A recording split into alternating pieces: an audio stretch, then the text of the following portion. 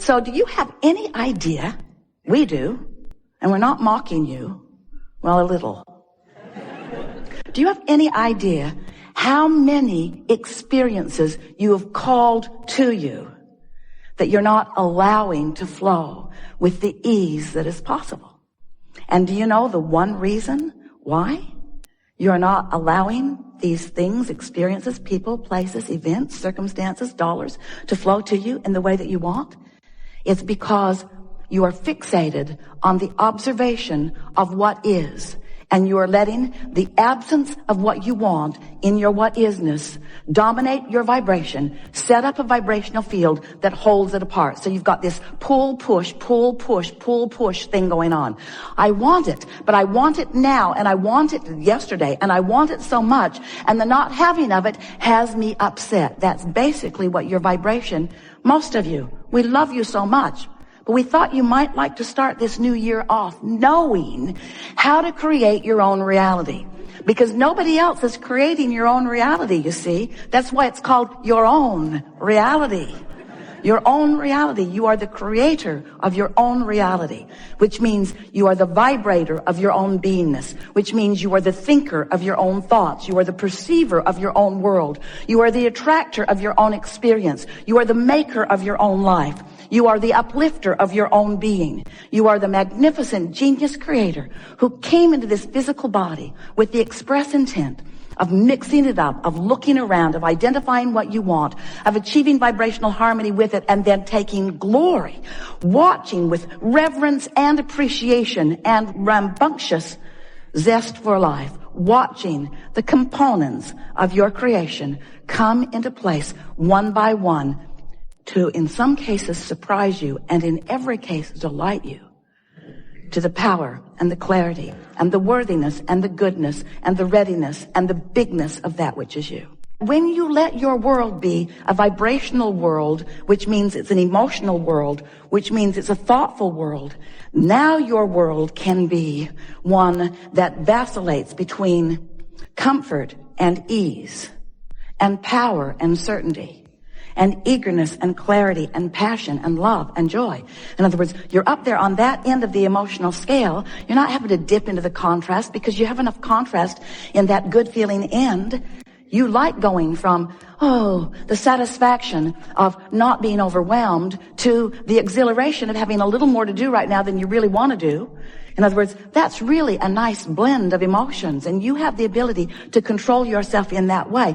But you've got to stop. You have to stop making it about the manifestation and begin making it about how I feel right now, how I feel right now, how I feel right now.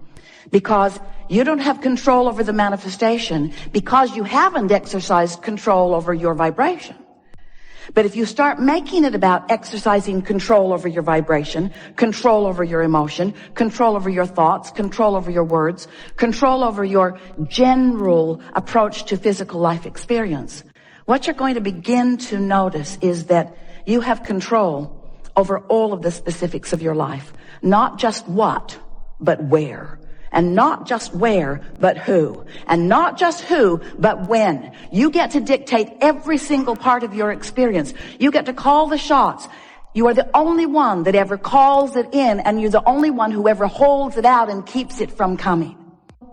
You know how when you want something, and it hasn't yet manifested, but you have this general sense of it, and then ideas start to come to you? Don't you like that feeling of idea? Don't you like that feeling of inspiration?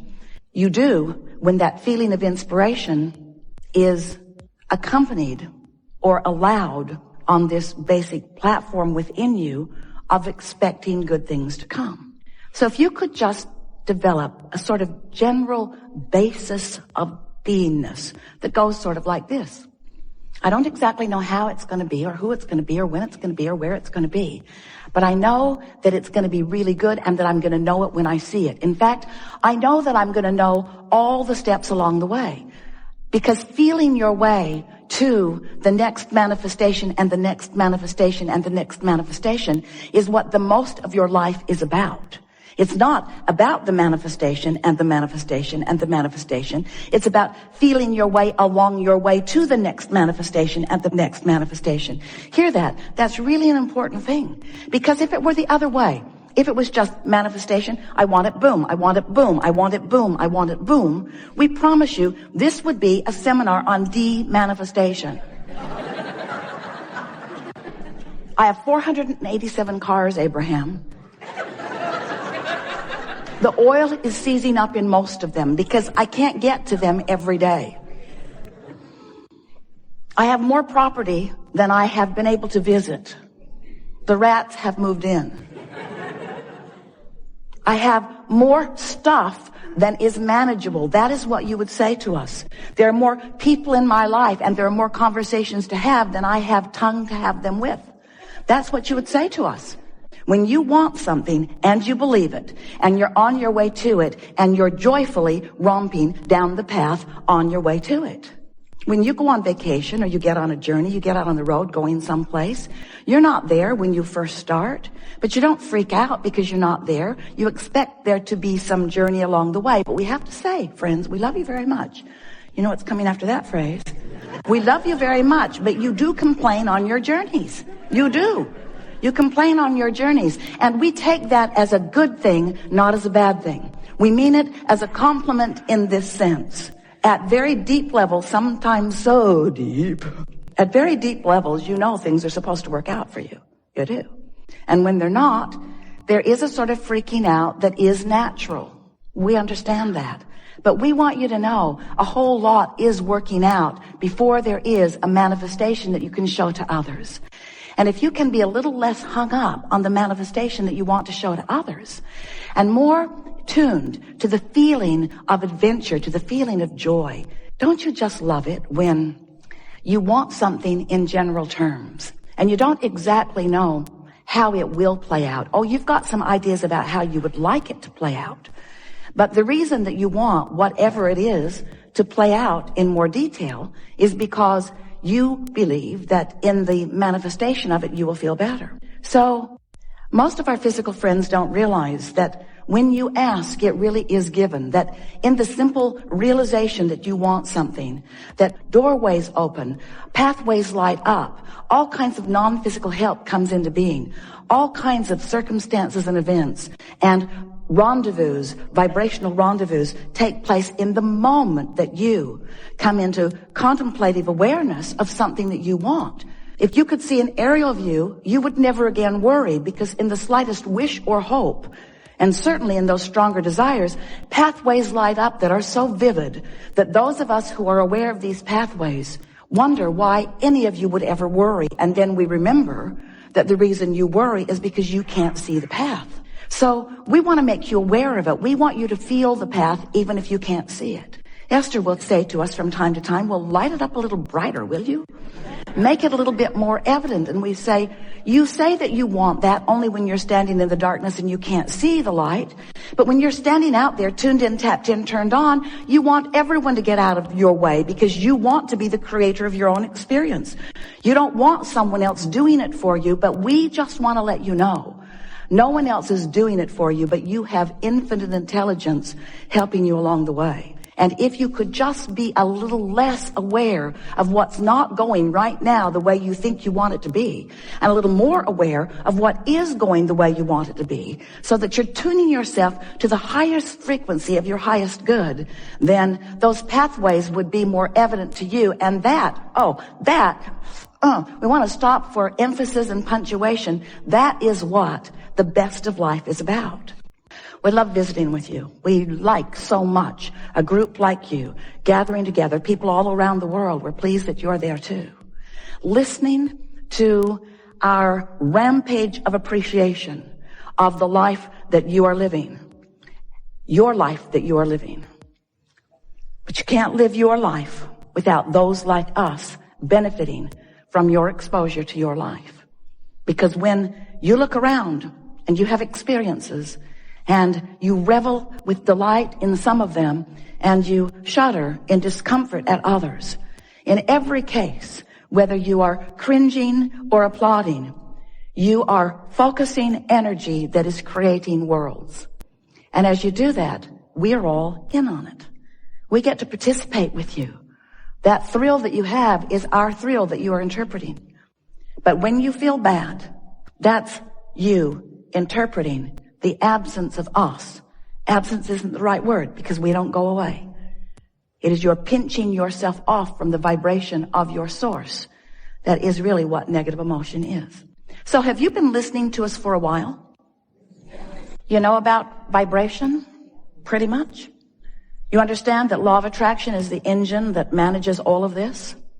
And that it is tuned to vibrational frequencies? Do you understand that everything has a vibrational frequency?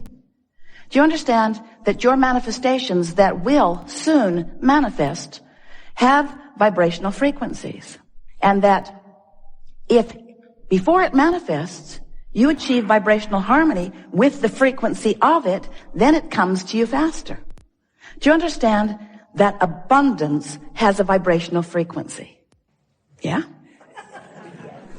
And can you imagine what it feels like? What would the vibrational frequency of abundance feel like if you were going to put words to it?